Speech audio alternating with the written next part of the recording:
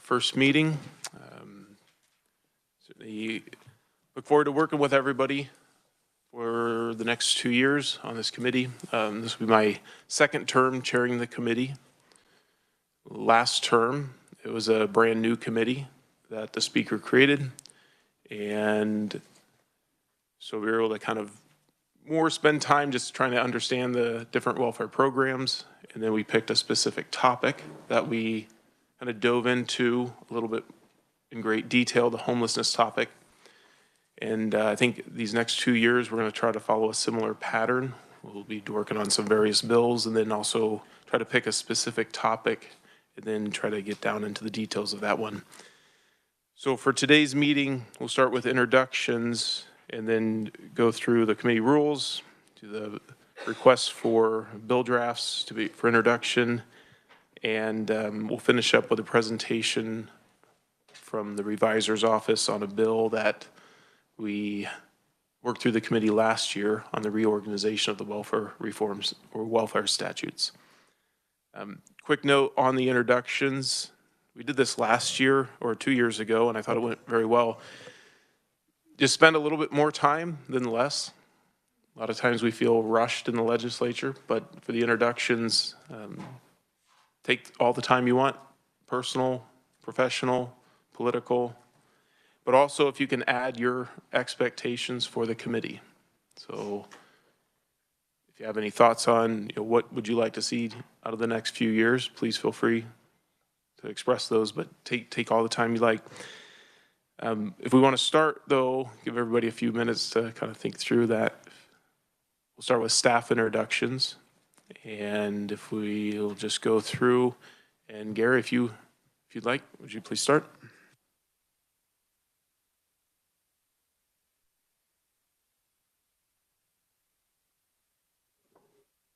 My name is Gary, and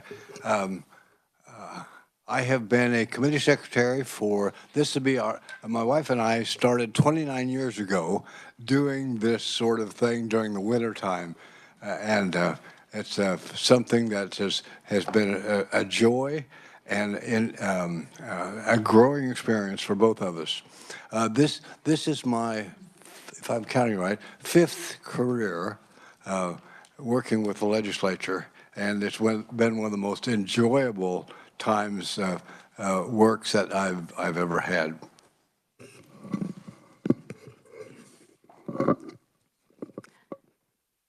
Thank you.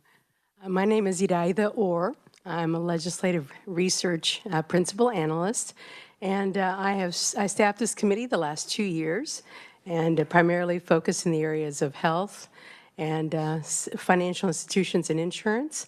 And this is my 16th session, so I've been around a little while. And I'm not offended if you mispronounce my name, so that's better than hey you. So thank you.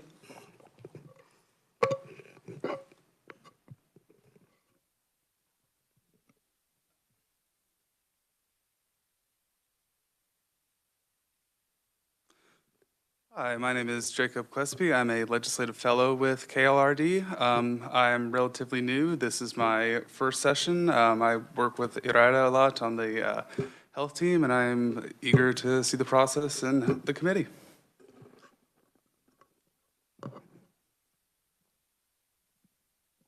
My name is Anthony Valencia. I'm one of the AV techs. I'll be around here in this little corner just with the cameras. So this is my second year session, and I'm excited to see what goes on here.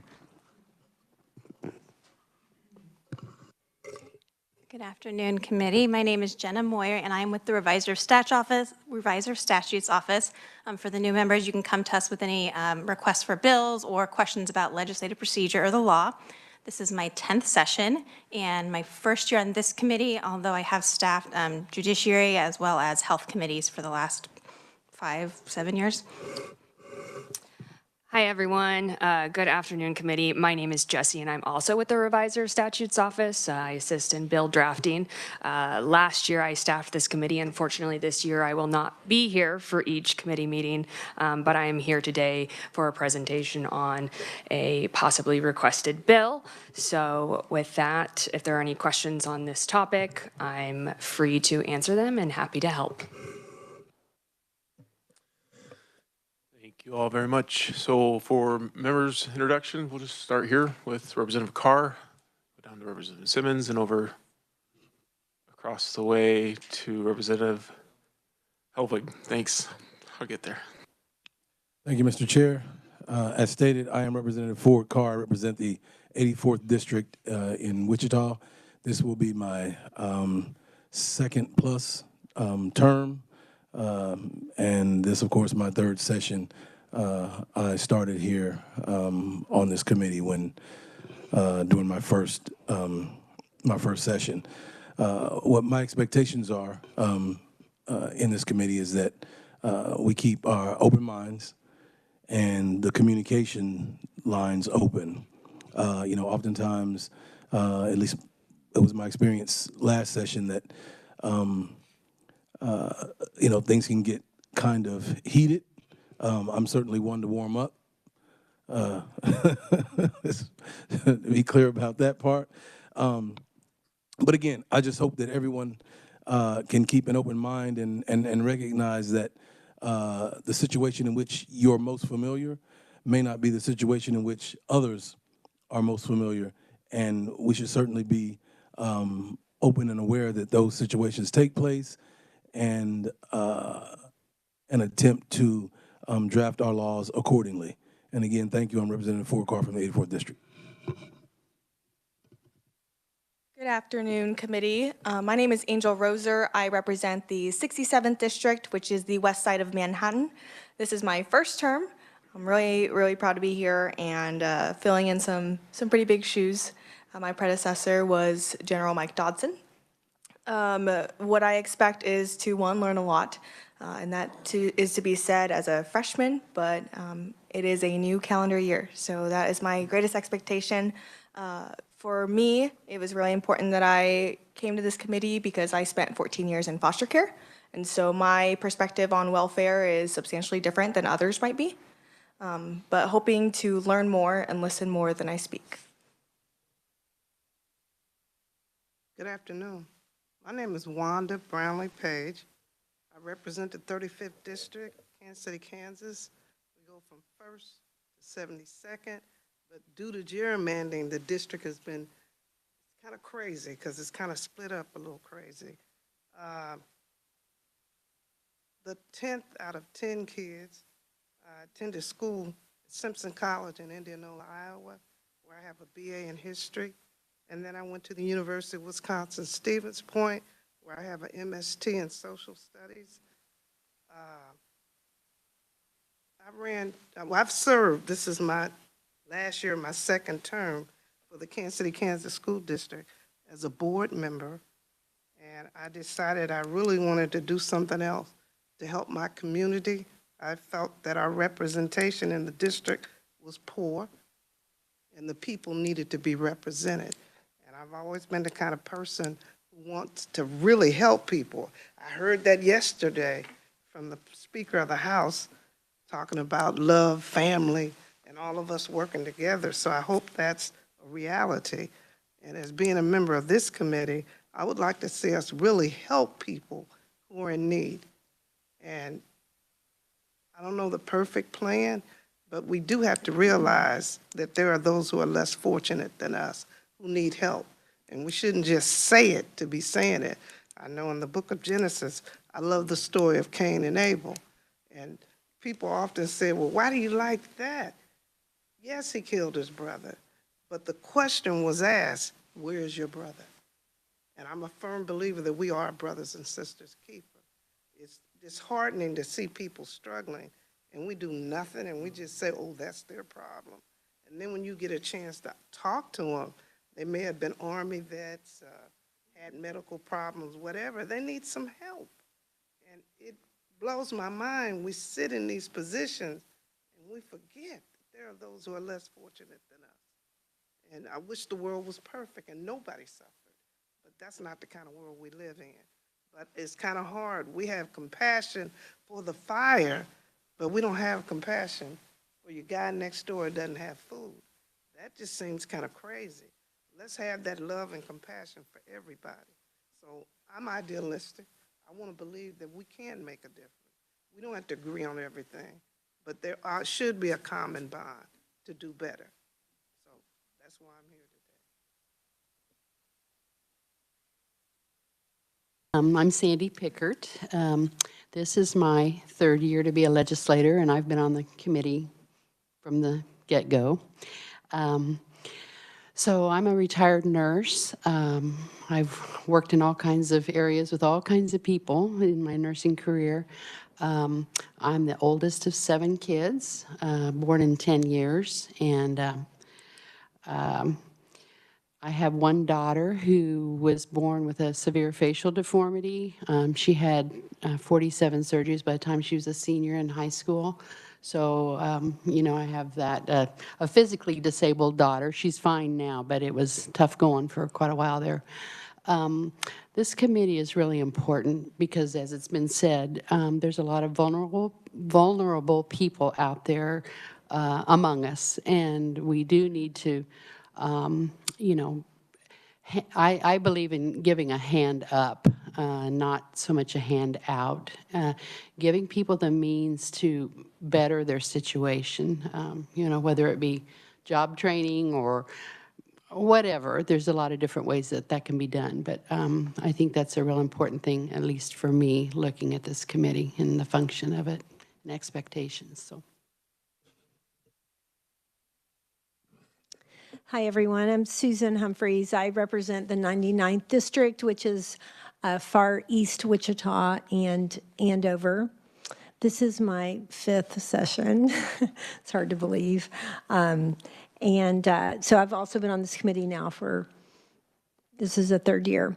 I'm the chairman of the Judiciary Committee. That's kind of my thing at the moment because Sandy said she's a retired nurse. I'm a retired homemaker. After 30 years, I went back to law school and I got my law degree. And so at the moment, I limit my practice to adoption. And so I've been doing that now for a number of years. So that's what I kind of do in my other life. Well, I have adopted children and grandchildren, but I have 5 grandchildren. 3 are born and 2 are on the way. So that's important. 4 kiddos, 3 of them are married. Just really happy to be on this committee because I agree with what has been said, that really welfare should be a safety net for the truly most vulnerable, and how we apply the safety net and what that means, that's probably where the nuts and bolts is. I think we all agree we want to help. And maybe the difference is what does that mean and what's truly helpful. So I'm super interested in that. I'm somewhat familiar with different populations because I'm the coordinator of the Wichita Christian Legal Aid Clinic. Then we do legal aid clinics at the Salvation Army and Hilltop Urban Church and at the Union Rescue Mission. So that's another passion. But just happy to be here. Thank you, Chairman. Hello, good afternoon. My name is Alexis Simmons. I represent Topeka. I am taking the place of former Minority Leader Vic Miller. I went to Washburn. I studied political science and women's studies, and I have a master's degree in American government and politics from American University. I lived in DC while I got that degree, and while I was there, I worked with Fortune 500 companies, consulting them on forward-thinking, socially responsible policies, corporate citizenship, business. And I moved home when COVID hit, and I've been working in the legislature since then. Just not including my time in DC, I think this is my 10th session. I started as an intern, so I'm excited to be here now in this capacity. My expectations for the committee are fairly straightforward. Building on what everyone has said, the work that we're going to do here is going to impact people in the most intimate ways. And so I am very passionate about making sure that we engage the public in this process and that we are transparent with them about what's happening and that they are given adequate opportunity to vocalize any concern or support for anything we bring forward. I'm excited to keep learning, and thank you. I'm Dale Helwig from the 1st District. This is my first term, so just trying to learn the ropes right here. For years, I've been a rancher my whole life. Grew up on a family farm down in Columbus, Kansas. Had been in the farm since 1912. So that's kind of my passion is agriculture. But with that, I became an extension agent for K-State University as an ag agent. In that capacity, I got involved with the SNAP Ed program that our county ran, and our SNAP Ed coordinator moved on to another position. So I was in charge of that program for a little while there. So I got to learn the population a little bit there of that, and I was in every school district in the county. So we see the struggles that many families have. So what my expectations in this committee is to provide a climate for families to thrive. You know, as Representative Pickler said, you know, give them a hand up instead of a handout. That's my goal. With that, I just hope we have a great committee, and thank you, Chairman.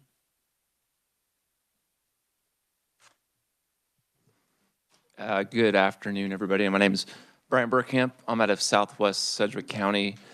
This is my 5th year in the legislature and first time on this committee. So happy to be here and learn some more about this process. I kind of grew up in the Wichita area and been fortunate to travel quite a bit. So I know how fortunate I think we are here, both in the country and Kansas specifically. And then in Wichita, I served on the Lord's Diner, which is they provide a meal a day to those who need it downtown Wichita, on their advisory council for 3 years, and spent many other nights there too, just helping out and get a chance to talk to people. So it's kind of a good background for understanding all the different issues, and it's just amazing the stories that you hear and people from all over the country and how they end up there. So it is a very nuanced subject and not a one-size-fits-all solution to it, but I think my vision or ask would be, you know, just we identify, you know, how can we improve the process, and then by the end, maybe take 1 or 2 action steps to get there. So, and I'm confident that we can do that. So look forward to it. I'm Charlotte Issa. I represent Northwest Olathe, which is House District 14. I came into the legislative process kind of as a volunteer watching, sitting up in the balcony, so I've experienced that. Then I was a spouse of a legislator for 6 years, and then I ran for the House and served for 4 years. I took 2 years sabbatical here for various reasons, and I'm happy to be back and enjoying getting reconnected with people and meeting lots of new people. I have 5 children who are all grown and 4 grandchildren who are very energetic and were here yesterday and got a very good educational experience. So that was very meaningful for my family. I served on the Children and Seniors Committee for 4 years, and so many of the acronyms are familiar to me, and much of what I assume this committee does will impact that in some way. My biggest thing I think that perhaps this committee will address in some ways is if we're going to have services available or if we're going to have programs available, I want to make sure that people know how to access them and are able to actually use them. I don't like it when we make it impossible to use a program, but we say it exists, and then we say, oh, we've solved the problem. At the same time, I agree, I want people to be self-sufficient and be able to get on their own 2 feet, help them when they need help, and get them back to being able to take care of themselves and their families, because the dignity that comes with that is something that you can't really put words to, but it's very important.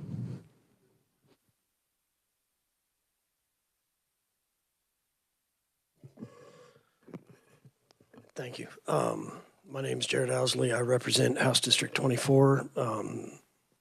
It's in Northeast Johnson County, the entire city of Merriam. If you know where IKEA is at, that's my district. This is my 11th session. I have served on Children and Seniors for 8 of those years, 6 of them as ranking. served on the Child Welfare Committee, which I will agree with the previous speaker, where we see the impacts of what this committee discusses a lot. And I will continue that role as ranking. And to be honest with you, I don't expect a lot of good to come out of this committee. But in the spirit of the ranking member there, I'm going to try to keep an open mind, and I look forward to being surprised and see what I can contribute. Thank you. Thank you, Mr. Chair. Bill Riley, Wellington, Kansas. So my background is in special education. We have a couple businesses. So I also have been on my 2 years out of this being my 7th year. Out of the 2 years, I was on the Children and Seniors Committee, so got a lot of good overview of what was going on. Since then, I've been on other committees. I will say that for the last month or so, I've been spending time going through the last 2 years of committee or YouTubes on this committee and watching everybody. I am very impressed with the leadership of the chair. I am also very impressed with the ranking's ability to come up with thought-provoking questions. I just am in awe of his opinions and his odds. I've visited with him personally at a couple different occasions. Very muchly appreciate his opinions and his ideas. So I'm just here to learn like everybody else and play my role of whatever I can, being vice chair, helping you out with putting it through any legislation that you say and writing that up. So thank you. Thank you, committee. So Francis Avercamp represent the 61st District, which is Potawatomi, part of Potawatomi County, part of Jackson County, kind of in between here in Manhattan, a little bit north, more of a rural district. My wife Shannon and I married in 2009. Last September, we welcomed our 7th child, little baby girl, beautiful baby girl. And for my day job, I work at a family business. We're a manufacturer here in Kansas, manufacture remodeling products. And entry into politics was more on a city level. Got on the city commission back in 2012 after serving on a planning commission for 4.5 years. And when the previous representative, Becky Hutchins, wanted to retire, I was the last one on her list. Nobody else wanted to come in 2016, if anybody remembers that year. Wasn't a fun one. So I was first elected in 2016 to the House, and I've served on several different committees. This committee was the first one I chaired the last term. And as far as expectations for the committee, I just got a new one. It's to surprise Representative Owsley with some positive, great outcomes from the committee. But also it's kind of 3 things. One is to first understand what all falls under kind of welfare public assistance programs. And then the second step is to understand the spirit and the intent of these programs. And then the third one is to kind of, are we doing a good job? Sometimes these are federal programs. It's not really up to us. They're not our decision, but really it's about us following the rules, making sure we're respecting the intent, making sure people aren't taking unnecessary advantage of it, but we're also achieving the intended goal. That's kind of my expectations for our work. And I think we're going to do it. So thank you very much for taking the time to talk a little bit about, and we'll hear from Representative Barth hopefully next Tuesday when she's back. Next up, we're going to quickly review the committee rules. I think these are temporary rules. There's working on a little bit of changes. I think they'll come out maybe next week. Just a couple very small things, but everybody has those in their packet. Nothing really different than most of the committees. So take some time to read through that. There's kind of one thing in particular, 2 things in particular. One is just the respect to each other on the committee and the respect to those who come to the committee to present or to testify. I think we did a great job the last few years, keeping great conduct throughout all of our committee meetings. The second point, I think, is very important for any type of communication, committee work. It's to listen well and to not interrupt. And so that's one thing I will assure you, that I will not allow anybody to interrupt you. If you want to talk on a topic, you'll have your time to speak. And I ask that you do the same to others as well. If I do have to interrupt, it's simply out of respect for time for the rest of the committee, but I will try to keep that to a minimum. Any questions on kind of the temporary rules, if you will? None. As far as the rules for those coming to testify, I think those are on the committee webpage. Feel free to check those out, and also direct anybody that you know want to submit testimony. We are sticking with paper copies this year. So if they do want to testify, they will have to submit paper copies to Gary, and also a PDF form and an email for Gary for the website. Representative Simmons. Thank you, Mr. Chair. I have a question about rule number 21.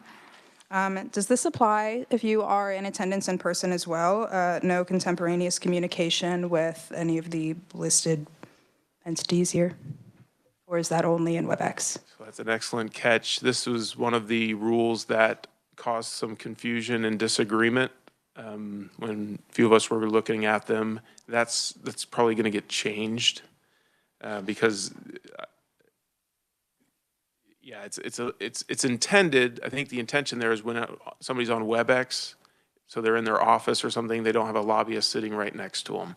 I think that's the intent, but the wording can be stretched far beyond that. I ask in the context of, let's say a lobbyist is here and we're in committee physically in person. Would it then be permitted to have the same conversation you may have in person, just over text?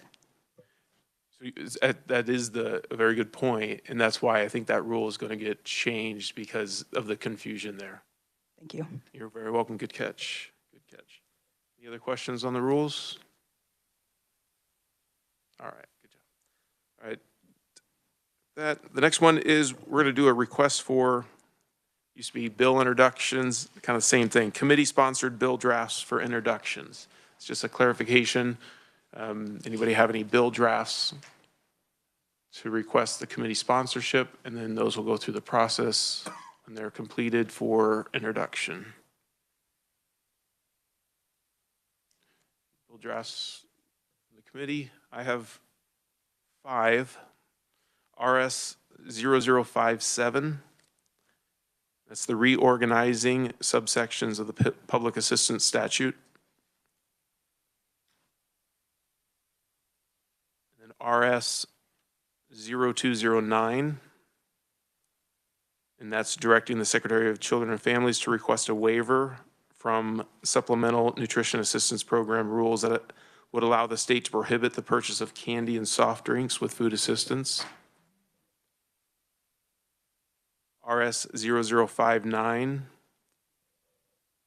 directing the Secretary of Children and Families to review and compare data for public assistance program eligibility. And RS 0068, requiring custodial and non-custodial parents to cooperate with child support enforcement programs for food assistance eligibility and disqualifying such parents from food assistance programs for being delinquent in such support payments. And then RS 0142, prohibiting counties and cities from implementing universal income programs.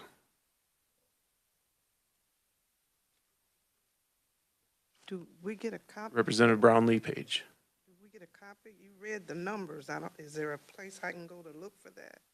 Yeah, so that's a very good question. So the process, I'm happy to stand corrected from the revisor's office, is these are requests for committee-sponsored bills that are being drafted. They may or may not ever get introduced on the House floor, but when they are complete, then the person who has requested it, then allows it to go through the process, get to the House floor, and be fully introduced. So until they are public, the drafts remain private as far as the exact content. But once they are introduced on the House floor, then it gets a bill number, and then there's access to the language. Because you went kind of fast, and I was trying to jot down stuff. Some stuff I missed. I just wanted to make sure when it came up, I kind of have a general idea of what you were saying. Yeah, so out on the House floor, when they're doing bill introductions and they read through them, sometimes gets a little loud on the House floor, but that's when you'll know when the final draft has been introduced. Because it's extremely difficult. There's too many conversations, and you're trying to be attentive. Because this morning they said a lot, couldn't hear. It was just too many conversations. And we'll go slow through the committee process. One thing I'll ask Gary to do is we can kind of keep a list for the committee members of all the bill numbers of bills that are assigned to our committee. So you'll be able to see that list. I think it's also on our web page, but we'll kind of keep that fresh so you can make sure you're aware of all the bills that are assigned to our committee.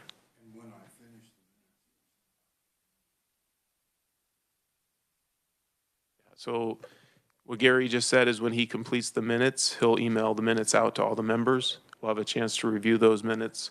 All of that information, those RS numbers will be there. I appreciate that. I didn't know if we would get a copy of that. Just trying to feel my way through, but they went through pretty quick around here, and I don't think they realize you can't hear it. So if you could pass that on, it would be nice to hear what's said. Yes. If you can fix the audio in the House chamber, you're going to get an award from everybody. So it's been difficult, I think, for many years. Yeah. Yes. Something that might be helpful is that you can go back and watch the audio recording, both on Harmony on the legislature's website or on YouTube, and you can hear, stop it as you need to jot down notes and continue. So that's always available, those meetings that are recorded and saved. Thank you, ma'am. Representative Owsley. Thank you, Mr. Chair. And then just for the new representative, also, there are hearing devices that you can get when we're on the House chamber. If you talked with the Sergeant at Arms in the back, you'll notice some members wearing an earpiece, and it plumbs the speakers right into your ear.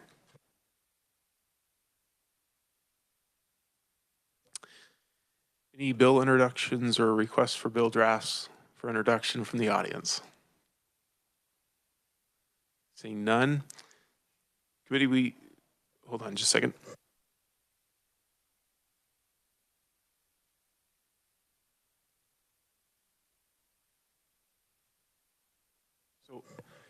Sorry, thank you, Jesse. So all of those, the 5 bills, those are requests for bill drafts for introduction to the committee.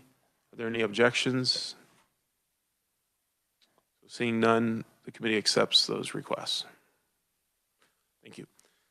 So next on the agenda is discussion of the committee purpose and scope. I think we already reviewed a little bit of that. So I'd like to take the remaining time and jump to the next agenda item. This is a presentation by Jesse Pringle from the Office of Revisers. So a little bit of history on this presentation. So it's 2 years ago, our first year with the Welfare Reform Committee. We dove into several pieces of legislation that forced us to look through the statute on public assistance programs. And it was very easy to see that the statute was not well laid out. It was kind of a combination of a lot of changes over the last decade. And so I asked the Office of Revisers if they would be interested in restructuring that entire statute, all the public assistance programs. And so they took the off season between the 2023 and 2024 session to restructure all the statutes that regard public assistance programs. I asked them to, organize it as they saw fit, but I gave them one request, one rule, and that is do not change any policy. We don't want it to be a political bill. We don't want it to be a policy argument. We just want to get the statute organized so that all the similar unique policy details for each program are grouped together so it's easier to read instead of references going from pages and pages away, and it was rather confusing. So the Office of Revisers did that very well. We had a presentation, a hearing, we worked the bill out. It never did get debated on the House floor for a few different reasons, and so I would like to take another look at it this year, and my intention is to have a hearing on this bill next Tuesday. With that, welcome Jesse, and thank you again for all your work. Thank you, Mr. Chair. Good afternoon, committee. Mr. Chair did a good job of kind of introducing that this bill draft in front of you comes from somewhere. So kind of last January, the bill number 2627 was introduced through this committee and referred to this committee. It was heard on February 1st. It was passed out of committee on the 13th. Due to turnaround, it was referred to appropriations and then back, and then by the end of the session last year, it died on calendar. So what you see before you is basically the same bill that is 2627. So what I'm going to do first is kind of, instead of saying bill this, bill this, bill this, if you're new to the committee, this is the statute that you're working in all the time. This is the statute that governs 3 of the programs that this Welfare Reform Committee discusses. And so those programs are the Temporary Assistance for Needy Families program, otherwise in the statute called cash assistance. So that is the term we use in the statute. Sometimes you may hear this referred to as TANF. This is a program that provides money to families subject to eligibility, which is identified in the statute. It is administered by the Department of Children and Families. The second program that is included in the statute is the Food Assistance Program. That is what is also on the federal level called the Supplemental Nutrition Assistance Program, also SNAP. For a shorthand. In the statute, we call that program food assistance. That is another program that is administered by the Department of Children and Families, and eligibility for that program is subject to federal statute and regulations, as well as the statute we're going to discuss that is in front of you. And then the third program that is contained within this bill is going to be the Child Care Subsidy Program. And so that is monies that are provided to families in order to cover the costs of child care. That is also a federal program that has federal eligibility, and then is also in this statute, also has state eligibility requirements. That program is also administered by the Department of Children and Families. So a large part of the statute is going to be regarding eligibility to receive this public assistance and these benefits. So there are items in the statute that regard to fraud investigations, false statements and applications, drug screenings, felony convictions that may impact eligibility. And then it also discusses the assignment of support rights and limited power of attorney that the department may take once you have received a benefit and have assigned rights to other certain payments over to the Secretary of the Children and Families. And then there's also parts in the statute that relate to requirements for an electronic benefits card. So an EBT card is also known as that. So the other thing that is included in this statute but is not touched by this bill is the medical assistance program. So 39709 sets out requirements in the administration of the medical assistance program, which is known as Medicaid, in Kansas, CanCare.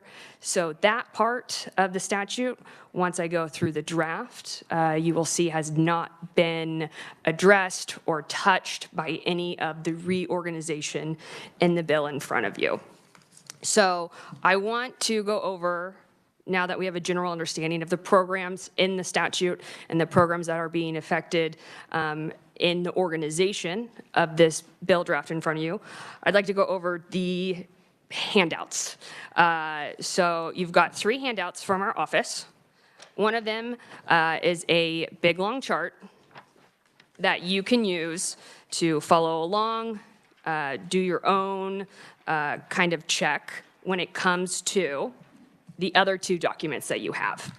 One is labeled draft. Yes. So I'm going to jump in real quick and just walk through the list, just give one a quick point of explanation on the list. If you notice at the top, the left-hand column is titled proposed. This confused me last year on this one. So the right-hand column is current. If you notice the right-hand column, everything is in order. A, B, C, D. It kind of follows the order. So the right-hand column is the current statute. So the current policies that are in statute. And then the left-hand column, if I understand correctly, is where the revisers inserted that same language into the proposed bill. So that's where the left-hand column, you're going from A to B to C to A to B to C to E to all over the place. That's the left-hand column, but that also shows you just how messed up the current statute is as far as how things are organized together. But just going back to that point, the right-hand column is current statute. And that just flows, that just shows you all the references to every single policy. And the left-hand column is where that policy is inserted into the new bill. And I think the reason Jesse put this together is just to show and to double check, to make sure we're not changing any policy. This is intended to be just a strict reorganization, kind of a rewrite of the current policy and current language without any changes. So thank you, Jesse. Sorry for the interruption. Thank you. No problem. So the other 2 documents, that is blue and red and has draft written across it, that is the proposed bill. So when you're looking at that chart, that correlates to the proposed column. And then the other item you have in front of you is the statute as it exists. So that is what is current, as the chairman was talking about. So last year, 39709 was not amended in any way. So there were no policy changes or anything changed to the statute in the 2024 session coming into here. So there's a lot of ways you can do this. I guess, Mr. Chair, is it easier for me to go through the draft or to go through the statute?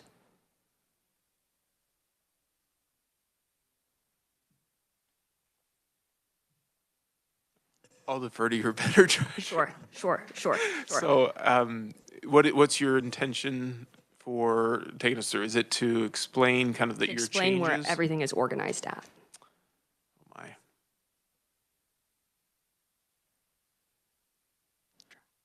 The draft? That's a good idea. How about the draft? Okay, all right. So committee, as we look at the draft in front of us, we see that section 1 is 39709, and we have subsection A. So subsection A outlines general eligibility requirements for cash assistance, food assistance, and the child care subsidy. So for example, here you have how the secretary determines financial income and resources to identify further eligibility for the programs. And then it also, goes into, when it's a husband and a wife or people living together, how those resources are considered, what they take into financial accounts, such as assets and those items, such as vehicles or boats. And then it requires that the person be a citizen of the United States or lawfully admitted to the United States, and then that person resides in Kansas. So it also has other eligibility requirements relating to, if you're a fugitive from law, you're not eligible. If you have certain winnings from the lottery, you are not eligible. And that applies, this section will apply to all of the programs as we get into all the program specifics. So, and subject B is the section that sets out all the requirements for eligibility for the Temporary Assistance for Needy Families program. So that's the first benefits program administered by the secretary that we spoke about earlier. So here we have set out definitions to be used in just subsection B, family group, households, and then it talks about who the assistance may be granted to and who is not eligible. And then there's new language on page 4 as requested by the committee last year to include references to all of the drug screenings and felony convictions that may impact eligibility as well. This also has the requirements for a work program and a work program as it relates to assistance for temporary assistance for needy families. So they talk about going to the secretary, enrolling in that work program, what constitutes as work to be eligible to receive the benefits, how many hours are to be completed. And then, if that is not complied with and there's non-cooperation on behalf of the applicant or the recipient, what type of penalties may be assessed when it comes to eligibility for future TANF benefits. And then there's also requirements to comply with child support services and penalties in regards to non-cooperation with that. And then there's a prohibition on what TANF monies can and can't be spent on. And so anything related to TANF that is an eligibility requirement or relates to eligibility or the way the program is administered is going to be in subsection B.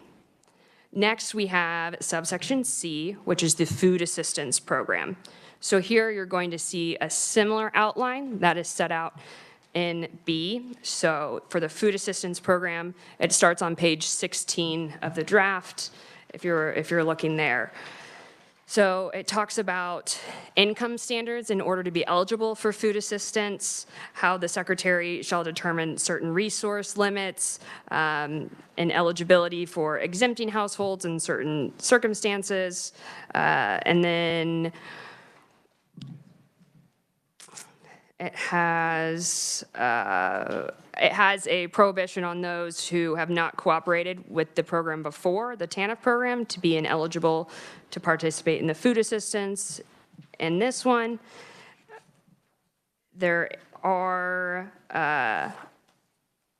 requirements to comply with a work program in this section as well as employment and training programs.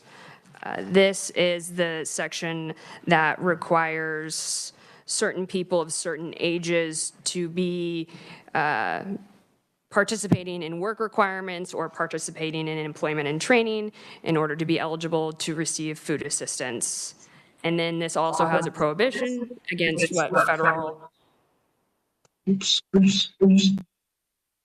what federal funds and state funds can be used for or can't be used for, such as they can't be used for advertising.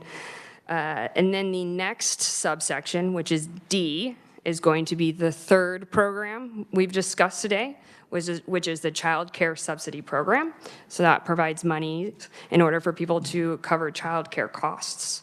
So this section includes what the Secretary of Children and Families shall adopt rules and regulations for, such as, like the other two sections, determining the eligibility to receive monies from this program, and a requirement for certain employment and for a certain amount of hours per week, And then there is a list of exemptions for those who do not have to meet the 20-hour work requirement. And it also has sections related to if you're pursuing an education, special exemptions for those, and rules about eligibility when you're a student.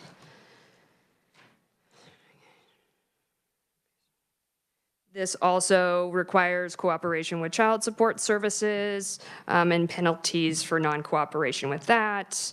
And then, the review of such compliance and how often that occurs. So these last three subsections, B, C, and D, are in KSA 39709, all within kind of the same subsection B. And when you were reading that statute, it was hard to say, well, this section applies to child care subsidy. Wait, this section is TANF. Wait, but this is TANF and child care. So what we did in this bill draft is we took all of the existing language and organized each requirement for each program in their own designated subsection. So those are the items that I just went over. There are some other general requirements when it comes to eligibility and administration of the program that you will find in the next few subsections. So E relates to fraud investigations. So about the duty of the Secretary of Children and Families to conduct checks for false information or fraud, and then penalties in regards to eligibility if fraud is found or previous fraud existed.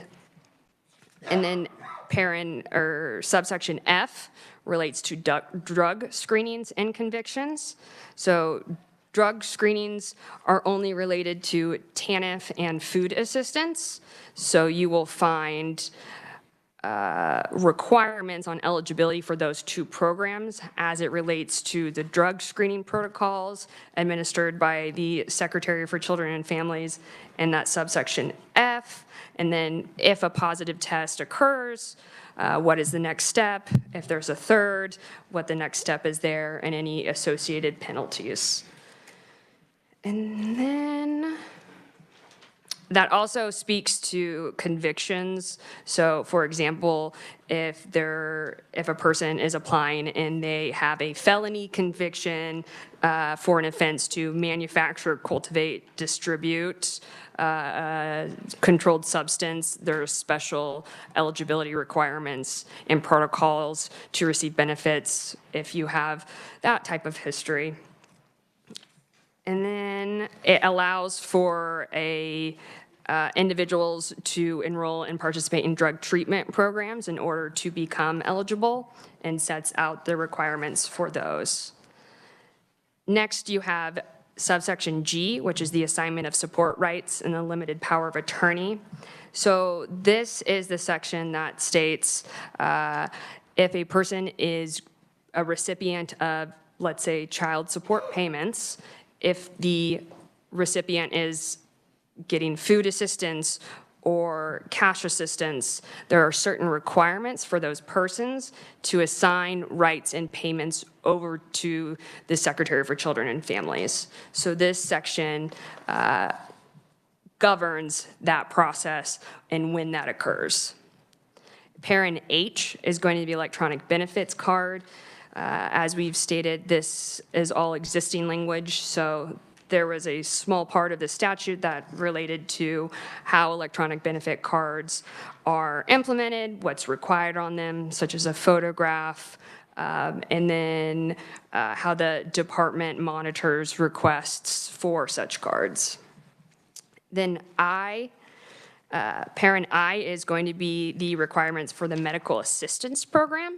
That is the section that is not reorganized in any sense in this bill draft. Next, you have K, which also relates to the medical assistance program, and you will see some subsection cleanup to comply with any of the changes we've made to references. And then, as you see all this red stricken language, That's all covered in the blue added language. So that is the purpose of the chart that has been provided to the committee, to go through either draft and review, if you'd like, where did this specific place go? And a chart will help you identify where that has now landed in the new draft. And then lastly, we do have KSA 39757. There was a specific subsection reference in that we've cleaned up to reference just 39709 as a whole. That was the only reference that had a specific, very specific reference in it. So there were no other statutes to clean up, but that is why that other statute is included in there. So my very pretty KSA 39709 shows the work that I even completed last night in regards to finding each section and where that is in the draft. So I did that using this chart, so it is possible. And if there are any questions about the bill draft, the statute, or anything related to RS 0057, which is the RS number for this request. It has not yet been assigned a bill number. Please let me know, and I am available now. How many hours do you think has been put into this, Jesse? I didn't count. It's a lot of work.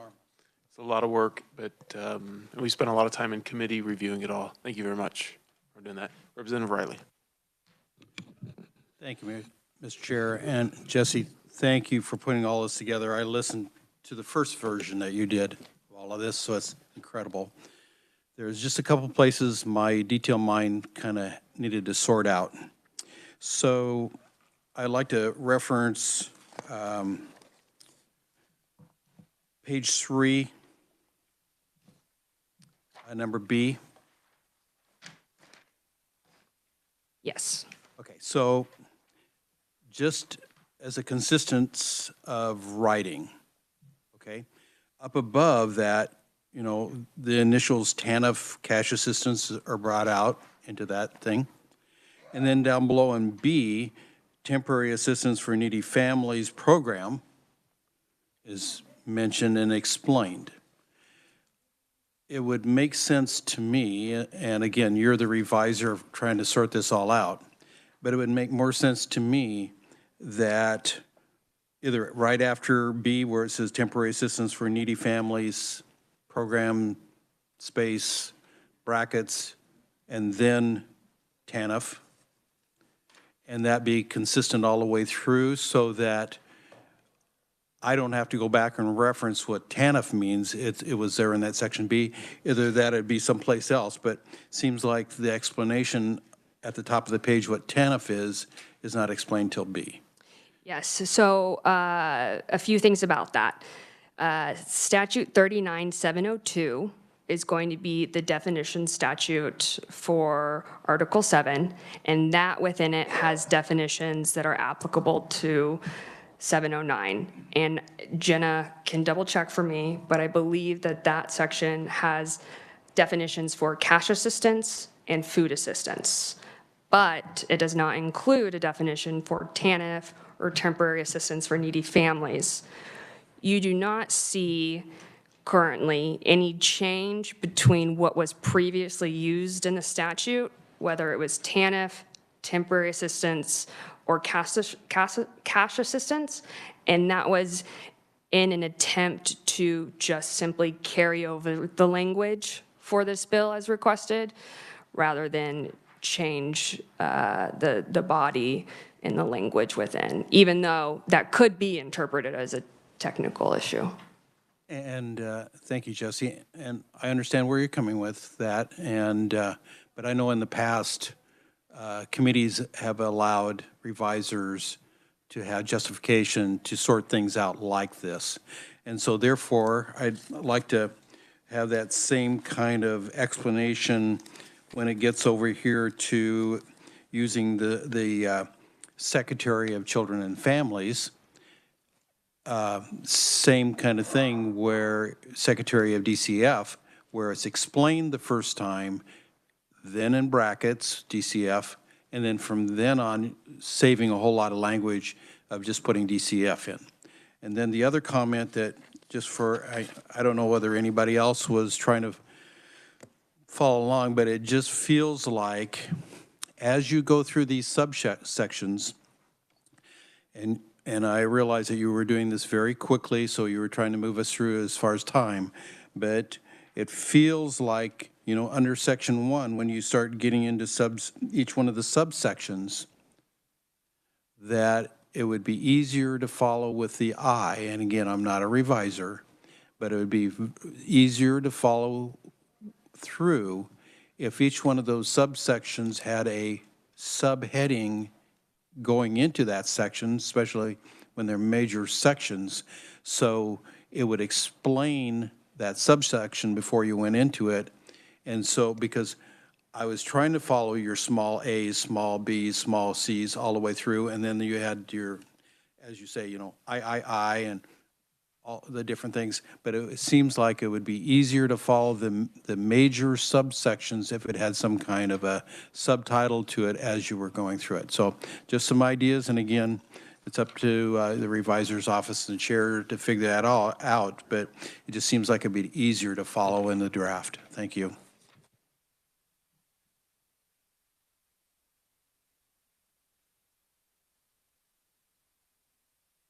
So, Representative Humphreys, and then Esau.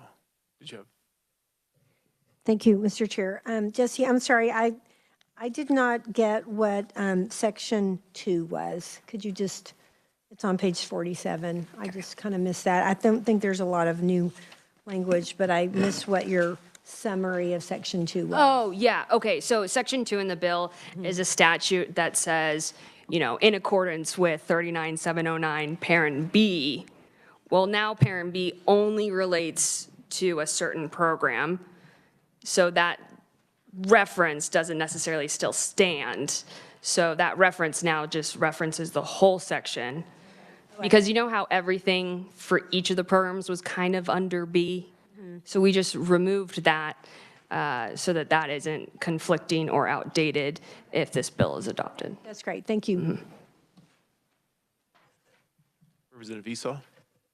Thank you, Mr. Chair, and thank you, Jesse. As you're going through it, even those of us who have been around a little while and our eyes are glazing over and going, oh my goodness, I just thank you for trying to make this as clean as we can, because I know so many times when we have a new bill and we're trying to clean up a little language here and there and make everything consistent, and then we miss something, it's challenging. So I commend the chair and you for working on this to make it so that it's better, hopefully better. And as a previous representative said, if we can even make it better, great. Another thought that I had as I'm reading it, just because it happened for me as I'm reading it, there might be things in there that are current statute. I kept telling myself, just because it's in another color or whatever, it's not new. This is what statute says. It's sometimes hard to separate out what we're changing versus how we're trying to clean up the language. And so if there's things in here, I'm just mentioning this as a comment to my fellow members, that if there's things you don't like or things you would like it to be better, I don't think this is the bill where we want to fix anything in terms of what policy does. I think it's good that we're fixing what the statute does, because after many years and many revisions, it can get a little muddy and confusing, and it's hard when we're trying to pass new legislation to fix things piecemeal like that. So thank you guys for all the work you've done on it so far.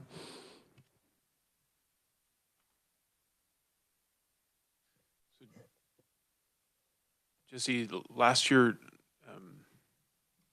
was there ever an outline made of the new draft? Kind of more just an outline showing, all right, this is TANF, then the subdivisions of TANF, and then SNAP, food assistance, and subdivisions? So there was a document that I provided last year that was the draft without the red line. So that document existed last year, but there wasn't ever an outline, you know, saying A2 is this, or B3C little I is this. Those are items our office can definitely prepare. The only thing that I would have for reference as far as an outline goes is last year's bill brief. That includes just only the little a, b, c, d, f, g, h for reference. Is that, I don't want to ask for excessive amount of work, but how to put together a brief outline for reference, just so we can see the top level titles, if you will, of the different sections and subsections? Yes, that is something our office can do. That'd be too much to ask for if we had a hearing next Tuesday in time for that. Sounds like you've got a few days in between then and now. So, yeah, Thank you. we'll take it. And committee, regarding Representative Riley's comments about maybe consistency in some of the terminologies and also the titles of sections, subsections, at the end of the day, it's not changing policy. It is changing certain words. Are there any objections if we consider those in the final draft for introduction? So just some clarification of terms and some consistency of terms, and also just some headings of the different sections, subsections. Representative Carr. You answered my question. Mr. Chair, I was going to ask what the end of your statement was. Representative Brownlee Page. Yeah, just for clarity, and I just want to make sure I understand. In section 1, how do you define cohabitating partners?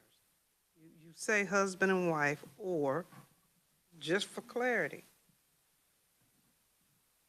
who's a cohabitating partner? Is it 2 men? Is it 2 women? I'm just asking for clarity because somebody will ask that, and I want to just make sure I understand and I can explain it. Oh, I'm sorry. You wanna... Okay, I said section 1, item I, when it says when a husband and wife or cohabitating partners. How do you define cohabitating partners? Yes, Representative, so 39702 has some definitions that are applicable to this statute. I don't believe that section includes a definition for cohabitating partner. So since this statute does not have any definition for that, the interpretation of what that means is left up for the agency to decide. So when things are not defined strictly in statute to be interpreted a certain way, it is next the implementing agency's duty to interpret how they want to define that in their policies or regulations. Seems a little messy, and I see a lot of confusion. Because in one area, people may be liberal and just say, hey, this is cool. And in another area, they're going to say, oh, no, oh, no. So that scares me. But I respect what's written. I'm just trying to get a good understanding. I think this is a welcome into the world of statute and rules and regulations. Okay, so it's, I respect it probably that. Is more falls under rules and regulations within the agency and how they would apply. It's all through statute, so you have a field day. I got you, but I think we could save ourselves some heartache and pain if it's clear. But when in Rome, I'm trying to understand the Romans. I'm not going to do like the Romans, but I want to understand. Any further comments on the concept of this draft?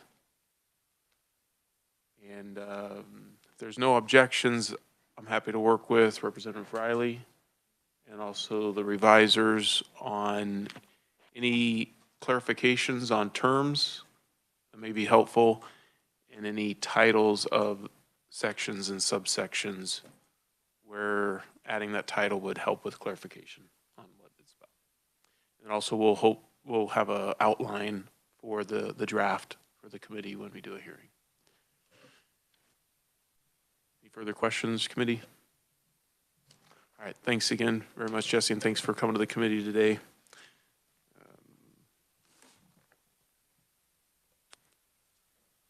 I think with that, we are not quite finished.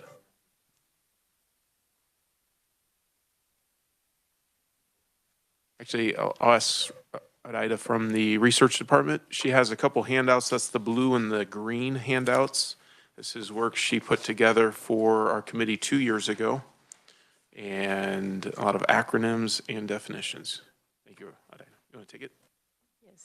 Thank you, Ida Orr with the Legislative Research Department. The first item that you have in blue are common terms used in public assistance programs. And so we've attempted to identify some of those key terms that might help you, as these acronyms are going to come at you pretty quickly. And hopefully having both the acronym list, which is the green one that you have here, and then having the term defined will kind of make things easier as we work through some of the bills that we address and some of the discussions and presentations made by the agencies and other presenters. And if you have any questions, please let me know. I'm happy to add other terms as necessary. Okay, and committee, we each have our kind of a brown packet. I think Gary keeps those packets in between committees and brings them back. So if you want to leave these in your brown packets, they will be available for you every committee meeting, or feel free to take them, of course. So with that, anything else, Gary? Any announcements from research advisors, committee members? Thursday, and I apologize, I should have gone up to the well yesterday after Representative Howerton announced that her committee's meeting at 1:30 on Thursday. That's normally our committee time. Due to the unique schedule of the first few weeks, she asked for another committee meeting time, and I told her she could have our 1:30 on Thursday. So there's a lot of crossover between committees of the members. So that means she's going to be meeting here on Thursday. We will not be meeting. So our Thursday meeting's been canceled, and Representative Howerton's committee will meet. Next Tuesday, we will have a presentation from the research department on the changes to the welfare programs from the past, I don't know, what do you think, 15 years about? Roughly that long. And then we'll also have a hearing on this reorganization bill. Can you send out to the committee your presentation for next Tuesday a little bit in advance, even today if you're ready with it? As soon as I have it back from the editors, I'd be glad to do that, but I don't have it back yet. That'd be great. It's just something to have in advance of the committee meeting. You can take a look at the history of all the changes over the years with the public assistance programs. And that'll be a little good prep for the meeting next Tuesday. And that'll include a few of the small changes we've made in the past few years. So, Representative Humphreys. Thank you. I noticed on the list, thank you so much, Gary, for putting this out, by the way. I could give you the name. I mean, not that y'all care, but it kind of bugs me to look at a chart and have one big blank open. My office assistant's name is Norma Haldeman. My office assistant's name, it's not on here. So. It's okay, I'm not on it at all. So. Oh, no, okay, you're not on it at all, okay. Please email me corrections. Okay, perfect, thank you, thank you. Thank you, Representative Humphreys. And also, sorry to Representative Simmons, your name is not on there, and Representative Carr and Simmons, no name tags. So we'll get that straightened out by next Tuesday. Sorry about that. And Representative Riley. There you go. All right. If there's no further current comments, announcements with that committee, thank you very much.